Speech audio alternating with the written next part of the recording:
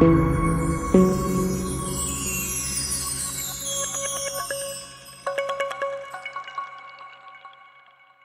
दोस्तों, the study के YouTube channel पर आप सभी का स्वागत है। हम आशा करते हैं कि देश में चल रहे संकटपूर्ण समय में आप सभी अपने घरों में सुरक्षित और स्वस्थ होंगे। जैसा कि आपने देखा, पिछले सेशन में हमने quick revision of history series के अंतर्गत प्राचीन भारतीय इतिहास के स्रोत नामक टॉपिक पर चर्चा की थी। उसी कड़ी में आगे बढ़ते हुए चलिए शुरू करते हैं आज का सेशन।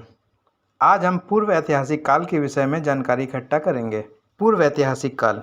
भूवैज्ञानिक दृष्टि से पृथ्वी लगभग 4.8 अरब वर्ष प्राचीन है एवं इस पर जीवन का प्रारंभ लगभग 3.5 अरब वर्ष पूर्व हुआ। पृथ्वी की भूवैज्ञानिक समय सारणी को महाकल्पों में विभाजित किया जाता है तथा प्रत्येक महाकल्प को अनेक कल्पों में एवं कल्पों को अनेक युगों में विभाजित किया जाता है। मानव भूवैज्ञानिक इतिहास के अंतिम महाकल्प नूतन जीव या सीनोजोइक महाकल्प के चतुर्थ चरण में रह रहा है। इसे क्वाटरनरी कहा जाता है। इसके 3 युग हैं। नूतनतम होलोसीन जो 10,000 वर्ष पूर्व तक है, अत्यंत नूतन या प्लीस्टोसीन जो लगभग 20 लाख वर्ष पूर्व तक कहा जाता है, और अति नूतन या प्लायोसीन जो 1 करोड़ से 20 लाख वर्ष पूर्व तक कहा जाता है। अत्यंत नूतन युग या प्लीस्टोसीन युग में 3 बड़े बड़े स्तनधारी परिवार का आविर्भाव हुआ। ये आधुनिक घोड़े, हाथी तथा मवेशियों के पूर्वज थे। इन पशु प्रारूपों को सामूहिक रूप से विला फ्रांसीसी जंतु समूह कहा जाता है। लगभग 2 करोड़ वर्ष पूर्व महाकपि का एक समूह जो रामापिथेकस के नाम से जाना जाता था, वह 2 समूहों में विभाजित हो गया। इसकी एक शाखा जंगलों में रह गई, परंतु दूसरी शाखा ने खुले घास के मैदान में रहना पसंद किया। इसे ऑस्ट्रेलोपिथेकस के नाम से जाना जाने लगा। यह मानव का आदि पूर्वज था। आगे चलकर इससे इरेक्टस, निएंडरथेल, क्रो-मैग्नन एवं अंत में 30,000 वर्ष पूर्व आधुनिक मानव या होमोसेपियन का विकास हुआ। भारत में आदि मानव के जीवाश्म प्राप्त नहीं होते हैं। भारत में मानव के प्राचीनतम अस्तित्व के संकेत पत्थर के औजारों से मिलते हैं, जिनका काल लगभग 5 लाख ईसा पूर्व से 2.5 लाख ईसा पूर्व निर्धारित किया गया है।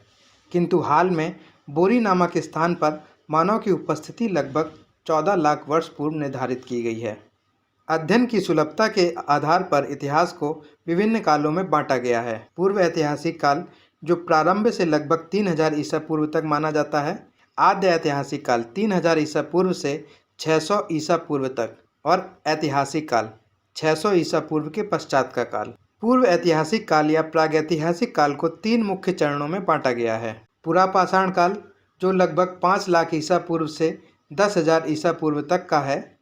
मध्य पाषाण काल जो 10,000 से 6,000 ईसा पूर्व तक माना जाता है, और नवपाषाण काल 6,000 ईसा पूर्व के पश्चात के काल को कहते हैं। चलिए अब बात करते हैं पुरापाषाण काल की। भारत की पुरापाषाण युगीन सभ्यता का विकास प्लीस्टोसीन या हिमयुग से हुआ। भारतीय पुरापाषाण काल को मानव द्वारा इस्तेमाल किए जाने वाले पत्थर के औजारों के स्वरूप तथा जलवायु में होने वाले परिवर्तनों के आधार पर 3 अवस्थाओं में बांटा जाता है: आरंभिक या निम्न पुरापाषाण काल, मध्य पुरापाषाण काल और उच्च पुरापाषाण काल। चलिए अब बात करते हैं निम्न पुरापाषाण काल की। इस काल का अधिकांश भाग प्लाइस्टोसीन युग या हिमयुग से गुजरा है। इस काल के महत्वपूर्ण उपकरण कुल्हाड़ी या हस्तकुठार, विदारणी एवं खंडक थे। 1863 में रॉबर्ट ब्रसफुट ने मद्रास के समीप पल्लवरम नामक स्थान से पहला हैंड-एक्स या हाथ की कुल्हाड़ी प्राप्त की। उसी समय अत्तिरम पक्कम से भी ऐसी ही कुल्हाड़ी प्राप्त हुई। इस युग में क्रोड उपकरणों की प्रधानता थी। निम्न पुरापाषाण काल स्थल भारतीय उपमहाद्वीप के लगभग सभी क्षेत्रों में प्राप्त होते हैं। इनमें असम की घाटी भी शामिल है। एक महत्वपूर्ण निम्न पुरापाषाण काल स्थल सोहन घाटी में मिलता है। यह सोहन संस्कृति के नाम से जाना जाता है। सोहन सिंधु की छोटी सहायक नदी है। सोहन घाटी के उपकरणों को आरंभिक सोहन, उत्तरकालीन सोहन, चौंतरा तथा विकसित सोहन नाम दिया गया है। उत्तरकालीन सोहन के अंतर्गत चौंतरा से प्राप्त उपकरणों में प्राक सोहन के कुछ फलक, सोहन परंपरा के पेबुल तथा फलक एवं मद्रास परंपरा के हैंड-एक्स आदि मिलते हैं। ऐसा लगता है कि चौंतरा उत्तर तथा दक्षिण परंपरा का मिलन स्थल था। इसके अलावा नर्मदा घाटी के पास टी नरसिंहपुर, भीमबेटका, महाराष्ट्र में नेवासा, राजस्थान में डीडवाना, गुजरात में साबरमती एवं माही घाटियाँ, उत्तर प्रदेश में बेलन घाटी, झारखंड में सिंहभूम तथा आंध्र प्रदेश के नेल्लोर व गिदलूर महत्वपूर्ण निम्न पुरापाषाण काल स्थल हैं। गंगा, यमुना एवं सिंधु के कछारी मैदानों में निम्न पुरापाषाण कालिक स्थल नहीं मिले हैं। इस काल के लोगों ने क्वार्टजाइट पत्थरों का प्रयोग किया था। ये लोग शिकारी एवं खाद्य संग्राहक थे। चलिए अब बात करते हैं मध्य पुरापाषाण काल की। मध्य पुरापाषाण काल की महत्वपूर्ण विशेषता थी प्रयुक्त होने वाले कच्चे माल में परिवर्तन। इस काल में क्वार्टजाइट के साथ साथ जेस्पर एवं चर्ट भी प्रमुख कच्चे माल के रूप में प्रयोग किया जाने लगा। मध्य पुरापाषाण काल के स्थल प्रायः संपूर्ण देश से संबद्ध हैं, जैसे महाराष्ट्र में नेवासा, झारखंड में सिंहभूम, उत्तर प्रदेश में चकिया, सिंगरौली बेसिन एवं बेलन घाटी, मध्य प्रदेश में भीमबेटका एवं सोन घाटी, गुजरात में सौराष्ट्र क्षेत्र आदि। हालांकि उत्तर पश्चिम क्षेत्र में उतने स्थल प्राप्त नहीं होते हैं जितने प्रायद्वीपीय क्षेत्र में प्राप्त हुए हैं। इसका मुख्य कारण पंजाब में उपयुक्त कच्चे माल का अभाव माना जाता है। इस काल में कोर, फ्लेक तथा ब्लेड उपकरण प्राप्त हुए हैं। फलकों की अधिकता के कारण मध्य पुरापाषाण काल को फलक संस्कृति की संज्ञा दी गई है। चलिए अब बात करते हैं उच्च पुरापाषाण काल की। उच्च पुरापाषाण कालीन अवस्था का विस्तार हिमयुग के उस अंतिम चरण के साथ रहा जब जलवायु अपेक्षाकृत गर्म हो गई एवं नमी कम हो गई। इस काल में उपकरण बनाने की मुख्य सामग्री लंबे स्थूल फलक होते थे। इस काल के उपकरणों में दक्षिणी एवं खुरचनी उपकरणों की प्रधानता बढ़ गई। इस काल में हड्डी के उपकरणों की भूमिका भी महत्वपूर्ण हो गई।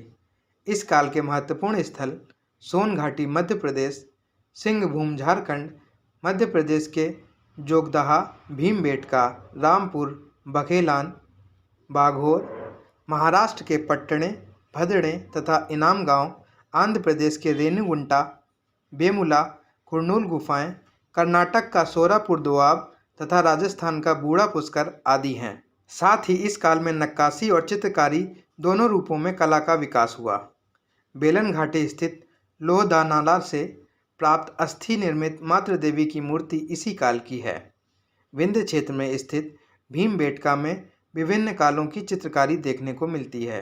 सभ्यता के इस आदिम युग में मानव अग्नि, कृषि कार्य एवं पशुपालन से परिचित नहीं था एवं न ही बर्तनों का निर्माण करना जानता था। इस काल का मानव खाद्य पदार्थों का उपभोक्ता ही था, उत्पादक नहीं। दो कारणों से इस काल का विशेष महत्व है। पहला, इस काल में होमोसेपियन का विकास तथा दूसरा, इस काल में उपयोग में लाए जाने वाले उपकरण चकमक के बने थे, जो कि एक प्रकार का पत्थर था। तो इस तरह हमने पुरापाषाण काल के विषय में जाना।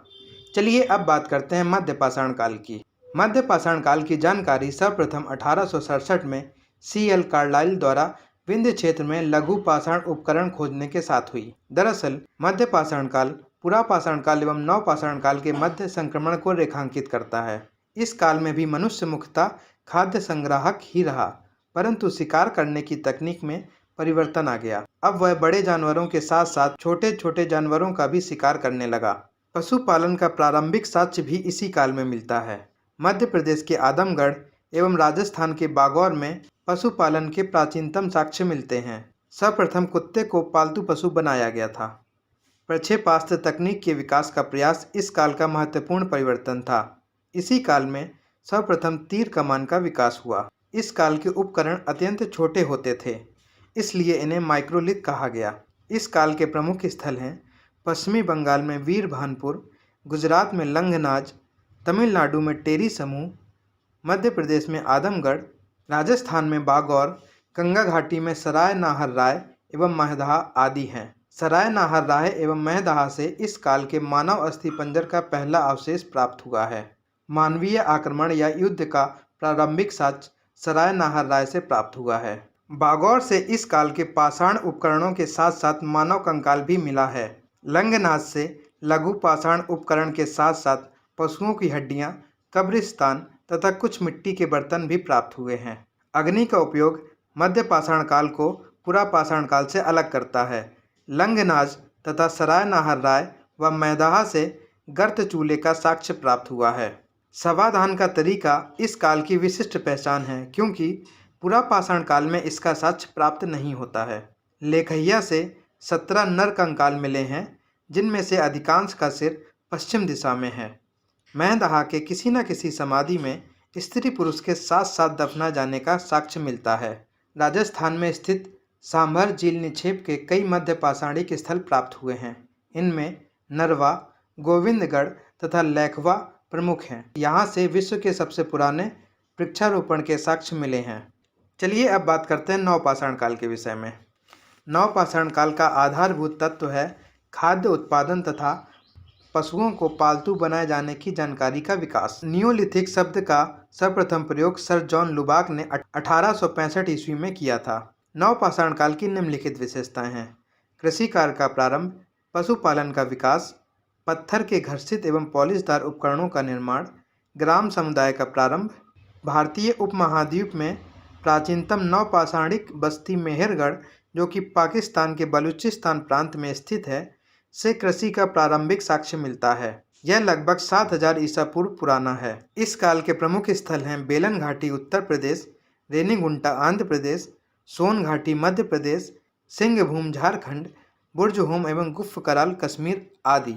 बुर्जहोम एवं गुफ्फ कराल से अनेक गर्तवास, मृदभांड एवं पत्थर व हड्डियों के औजार प्राप्त हुए हैं। बेलन घाटी में कोल्डिहेवा से वन्य एवं कृषिजन्य दोनों प्रकार के चावल के साक्ष्य मिलते हैं।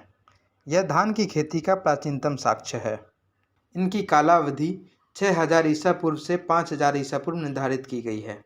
हाल ही में हुए शोध से उत्तर प्रदेश के लहुरा देव में सबसे पुराने चावल के साक्ष्य मिले हैं। चौपानी मांडो से मृदभांड के प्रयोग के प्राचीनतम साक्ष्य मिले हैं। चौपानी मांडो से 3 किलोमीटर दूर स्थित महागरा से सबसे महत्वपूर्ण संरचना गौशाला के रूप में प्राप्त हुई है।